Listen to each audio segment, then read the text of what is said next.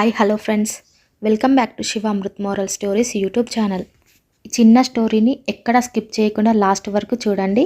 తప్పకుండా ఈ స్టోరీ వల్ల మీరు ఒక మంచి నేర్చుకుంటారు. అనగనగా ఒక రాజ్యంలో ఒక రాజు ఉండేవాడు.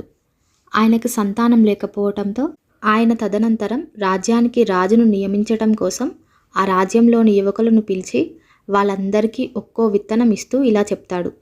మీ అందరిలో ఎవరైతే ఈ విత్తనం ఒక ఆరోగ్యకరమైన మొక్కను ఒక నెల రోజుల్లో పెంచి తీసుకొస్తారో వారికి ఈ రాజ్యానికి రాజు అయ్యే అర్హత వస్తుంది అని చెప్తాడు.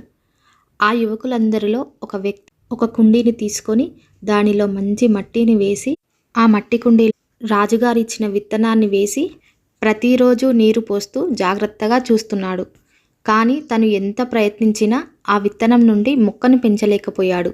ఇంతలోనే నెల రోజులు గడిచిపోయాయి. రాజ్యంలోని యువకులందరూ వారి వారి మొక్కలను తీసుకొని రాజుగారి వద్దకు వస్తారు. ఆ ఒక్క వ్యక్తి మాత్రం ఖాళీ కుండీతో వస్తాడు. అది చూసిన రాజుగారు ఇలా చెప్తాడు, చూడండి యువకులారా, మీకు ఇచ్చిన విత్తనాలన్నీ ఉడికించి ఇచ్చినవి. ఆ విత్తనాలు మొక్కలుగా అయ్యే అవకాశమే లేదు.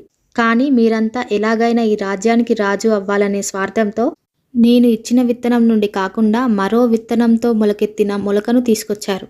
కానీ ఈ ఒక్క యువకుడు మాత్రమే నిజాయితీగా ఉండి ఖాళీ కుండీతో వచ్చాడు.